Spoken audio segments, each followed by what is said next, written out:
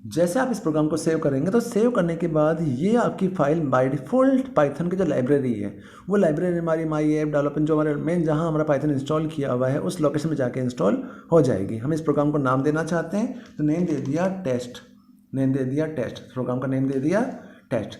Test देने के बाद इसका बाय डिफ़ॉल्ट पाइथन का जो एक्सटेंशन होता है वो होता है .py, pi means Python, .py by default extension होता है। टेस्ट लिखा और जैसे आप इसको सेव करोगे तो सेव करने के बाद जो रिजल्ट है वो रिजल्ट हेलो आपके सामने शो हो जाएगा। इट मीन्स कि आपने सिंपल सा एक प्रोग्राम बनाया, उस प्रोग्राम के अंदर आपने हेलो डाला और हेलो मैसेज आपके सामने शो हो चुका है और ये प्रोग्राम आपका बन चुका है।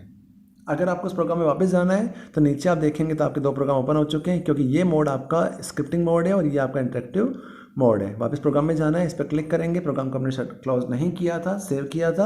अब इस प्रोग्राम में जाके हमें 2 लाइनें और लिखनी है। अभी हमने हेलो लिखा है, अगर हम इस प्रोग्राम के अंदर हेलो के साथ में या वेलकम के साथ में और कुछ मैसेज भी देना चाहते हैं तो यहाँ जाकर मैंने मैसेज लिखा वेलकम, सॉरी मैंने यहाँ पे लिखा welcome.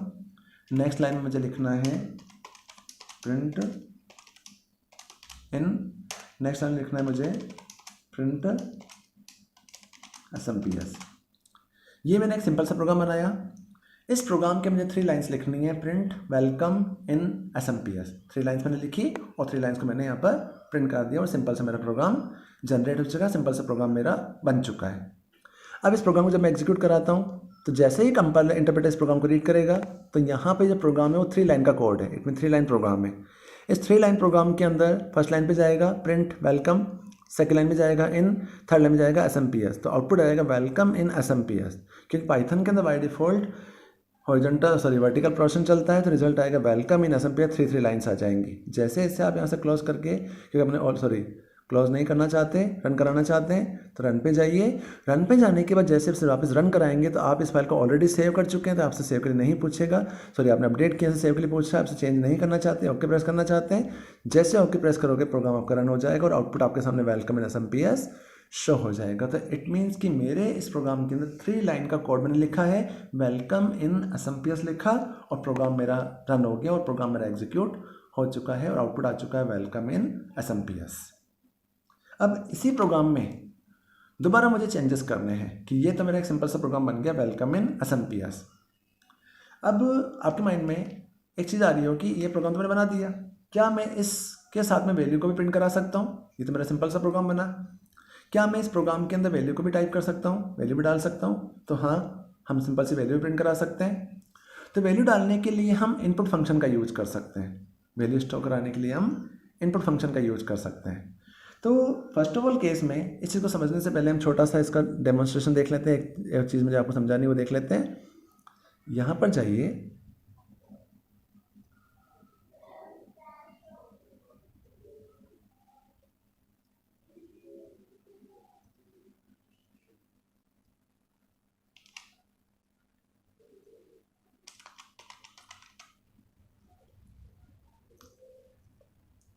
Just a minute.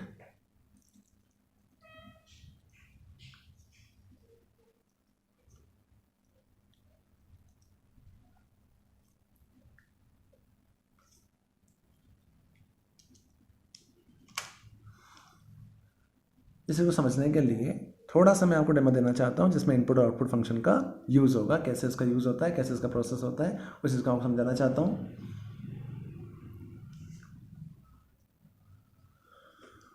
First of all case में जब हम पाइथन के अंदर प्रोग्रामिंग करते हैं तो जो प्रीवियस क्लास में आपको पढ़ाई थी उस प्रीवियस क्लास के अंदर मैंने आपको समझाया था कि हम जिस प्रोग्रामिंग लैंग्वेज का यूज कर रहे हैं वो प्रोग्रामिंग लैंग्वेज हमारे लिए एक ऐसा प्लेटफॉर्म है जिसके थ्रू हम किसी भी एप्लीकेशन या किसी सॉफ्टवेयर को बना सकते हैं।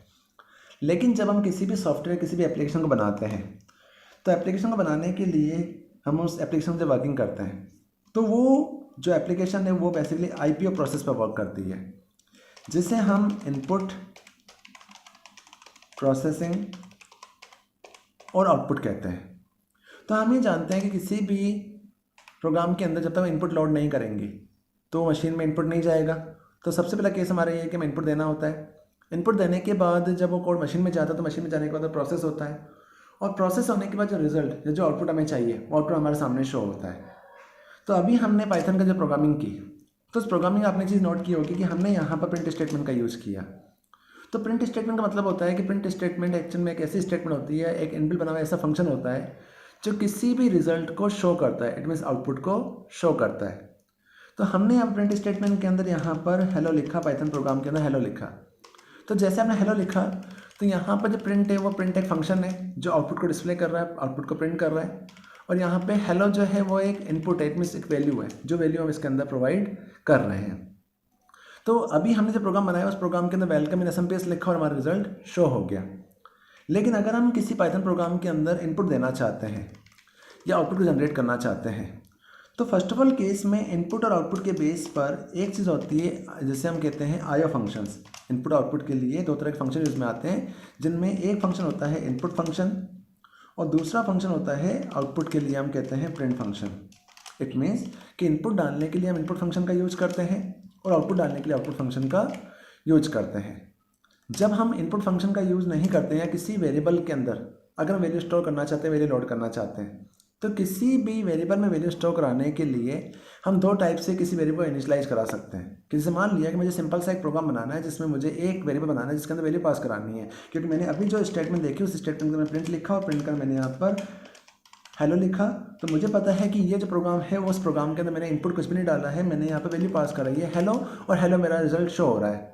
बट अगर मुझे हेलो की जगह पर अल्फ़ाबेट्स की जगह मुझे नंबर का यूज़ करना है और मुझे वैल्यू पास करानी है, जैसे 10 हो गया, 20 हो गया, कुछ भी वैल्यू मुझे पास करानी है, तो वैल्यू पास कराने के लिए आपको किसी न किसी वेरिएबल का यूज़ करना पड़ेगा। तो वेरिएबल एक्चुअल में एक ऐसे ऑब्जेक्ट होते हैं जो वैल्यू को होल्ड करते हैं या स्टोर करते हैं, जिससे हम आगे नेक्स्ट क्लास में देखेंगे कि हम कैसे कैसे टोकन्स का यूज़ कर सकते हैं। तो वेरिएबल का यूज़ करते हैं। तो किसी भी वेरिएबल के थ्रू वेरिएबल को इनिशियलाइज करने के लिए, वैल्यू पास कराने के लिए, वैल्यू इनपुट कराने के दो तरीके होते हैं। वेरिएबल को इनिशियलाइज करने के दो तरीके होते हैं। एक होता है design time initialization, design time initialization, और दूसरा जो तरीका होता है उस तरीका हम कहते हैं रन टाइम इनिशियलाइजेशन। तो डिज़ाइन टाइम आपका आपके कॉन्सेप्ट आ रहा होगा, डिज़ाइन टाइम रन टाइम मतलब क्या होगा। तो बेटा डिज़ाइन टाइम इनिशियलाइजेशन का मतलब ये होता है कि जब आप किसी वेरिएबल को बनाते हैं तो वेरिएबल को बनाते समय ही अगर आप उस वेरिएबल के अंदर वैल्यू पास कर देते हैं तो उस इनिशियलाइजेशन को हम कहते हैं डिज़ाइन टाइम इनिशियलाइजेशन। इसका मतलब ये हो गया कि आज यहाँ पर ए जो एक वेरिएबल है, इस वेरिएबल के अंदर हम यहाँ पर 10 पास कर रहे हैं। इस वेरिएबल है, वेरिएबल के अंदर हम 10 स्टोर कर रहे हैं। तो 10 यहाँ पे एक वैल्यू है, बट इस वैल्यू को अगर हम प्रिंट स्टेटमेंट के अंदर डायरेक्टली स्टोर करते हैं तो वो पॉसिबल नहीं है। इट मीन्स अगर आप किसी प्रिंट स्टेटमेंट के अंदर डायरेक्टली आप 10 पास कर देंगे तो 10 को एक्सेप्ट नहीं करेगा, क्योंकि print statement by default string को एक्सेप्ट करता है।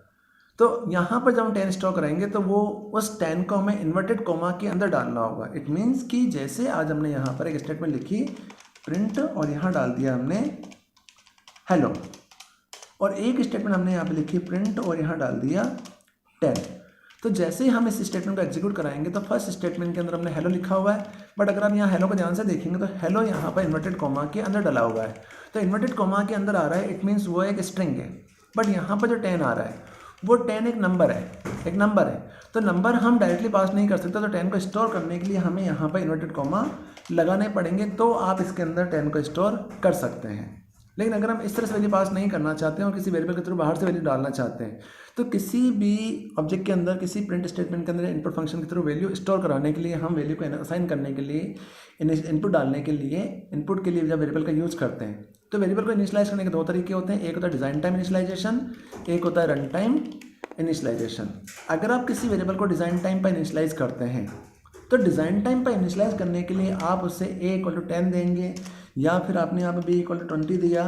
तो इस इनिशियलाइजेशन को हम कहते हैं design time initialization. It mean जब प्रोग्राम बनाया जा रहा है तो प्रोग्राम को बनाते समय ही यूज़र अगर किसी वेरिएबल के अंदर वैल्यू पास कर रहा है तो उस इनिशियलाइजेशन को हम कहते हैं डिज़ाइन टाइम इनिशियलाइजेशन। की जब किसी वेरिएबल के अंदर वैल्यू डिज़ाइन टाइम पर जब प्रोग्राम बनाया जा रहा है उसी से वैल्यू पास की जा रही है, तो उस इनिशियलाइजेशन को हम कहते हैं डिज़ाइन टाइम इनिशियलाइजेशन। लेकिन अगर हम ये चाहते हैं कि जिस तरह से हम प्रिंट फंक्शन का यूज कर रहे हैं उसी टाइप से अगर किसी भी प्रोग्राम के अंदर हमें वैल्यू को डिज़ाइन टाइम पे इनिशियलाइज नहीं करना है और रन टाइम पे वैल्यू अगर स्टोर करानी, रन टाइम वैल्यू डालनी है, तो रन टाइम पे वैल्यू डालने के लिए प्रिंट फंक्शन की तरह ही हम इनपुट फंक्शन का यूज़ भी कर सकते हैं। तो जब आप इनपुट फंक्शन का यूज करते हैं तो इनपुट फंक्शन के थ्रू आप प्रोग्राम को चलाते समय वैल्यू पास कर सकते हैं। किसी प्रोग्राम के अंदर प्रोग्राम को रन कराते समय वैल्यू स्टोर करा सकते हैं। अब कैसे करते हैं डिज़ाइन टाइम रन टाइम, उस चीज़ को हम प्रैक्टिकल देखते हैं। तो जैसे हमने यहाँ पे एक छोटा सा प्रोग्राम बनाया, इस प्रोग्राम के अंदर हमने 3 वैल्यू डाली और 3 वैल्यू को प्रिंट करा दिया। बट अगर हम सिर्फ मैसेज प्रिंट नहीं करना चाहते, मैसेज के अंदर वैल्यू स्टोर करना चाहते हैं, तो आज हम कॉन्सेप्ट देख रहे हैं डिज़ाइन टाइम इनिशियलाइजेशन की। हमें एक वेरिएबल के अंदर वैल्यू डालनी है और वैल्यू को प्रिंट भी कराना है। तो हमने यहाँ पे छोटा सा प्रोग्राम लिखा। इस प्रोग्राम के अंदर यहाँ पे ए बनाया, ए के अंदर मैंने यहाँ पे 100 पास कर दिया। यहाँ बी बनाया, बी के अंदर मैंने यहाँ पर 200 पास कर दिया। और यहाँ प्रिंट स्टेटमेंट के अंदर जाके मैंने ए को प्रिंट कराया और नीचे जाके प्रिंट स्टेटमेंट के अंदर मैंने यहाँ पर बी को प्रिंट कराया। तो ये प्रोग्राम जब आप एग्जीक्यूट करेंगे, इस प्रोग्राम को जब चलाएंगे, तो प्रोग्राम कैसे चलेगा? इस प्रोग्राम के अंदर फर्स्ट ऑफ ऑल केस में हमने यहाँ पर ए नाम का एक वेरिएबल बनाया, जिसका कॉन्सेप्ट मैं आगे आपको समझाऊंगा। उस वेरिएबल के अंदर हमने यहाँ पर 100 डाला, तो 100 यहाँ पे एक वैल्यू है। जैसे प्रोग्राम चलेगा तो 100 किस में स्टोर हो जाएगा? इस ए में चला जाएगा। बी यहाँ पे दूसरा वेरिएबल है जिसमें हमने यहाँ पर 200 डाला, 200 इसमें स्टोर हो गया, बी इसमें चला जाएगा।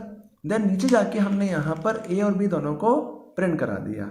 तो हम जब यहाँ पर ए को प्रिंट करा रहे हैं तो इन्वर्टेड कॉमा लगाने की ज़रूरत नहीं है। क्यों? क्योंकि हमने यहाँ पर ए और बी को एक वेरिएबल बना रखा है। लेकिन अगर मैंने यहाँ पर, अगर मैं इस लाइन की जगह यहाँ पर प्रिंट के अंदर अगर मैं 100 डालता, तो 100 डालने पर ये एरर जनरेट करता। तो इस एरर को सॉर्ट आउट करने के लिए मुझे यहाँ पर इस प्रोग्राम के अंदर वेरिएबल का यूज़ नहीं करना चाहता हूँ, तो इन्वर्टेड कॉमा का यूज़ भी कर सकता हूँ। तो अगर मैं इस प्रोग्राम को इस तरह से चलाऊंगा तो भी प्रोग्राम चलेगा, लेकिन इसमें ड्रॉबैक ये है कि आप इस वैल्यू को फिक्स कर रहे हैं, इस वैल्यू को आप चेंज नहीं कर रहे हैं। इट मीन्स प्रिंट स्टेटमेंट के अंदर ही आप वैल्यू को स्टोर करें तो आप इसकी कैलकुलेशन नहीं कर सकते हैं। तो कैलकुलेशन करने के लिए प्लस प्रोग्राम के अंदर कोई भी मैनिपुलेशन वगैरह करने के लिए वेरिएबल का यूज करेंगे। तो सिंपल सा प्रोग्राम बनाया हमने, ए के अंदर 100 डाला, बी के अंदर 200 डाला, ए और बी को प्रिंट करा दिया। जब इस प्रोग्राम को चलाओगे तो इस प्रोग्राम का मतलब क्या है कि फर्स्ट केस में हमने ए के अंदर 100 डाला, इट मीन्स यहाँ पर इनपुट हो गया 100, बी के अंदर 200 डाला, दैट इज इनपुट हो गया 200, और यहाँ प्रिंट स्टेटमेंट के अंदर ए और बी को प्रिंट कराया, that is a output function. तो ये दोनों हमने इनपुट डाले और इन दोनों को हमने प्रिंट करा दिया। प्रोग्राम कैसे चलेगा?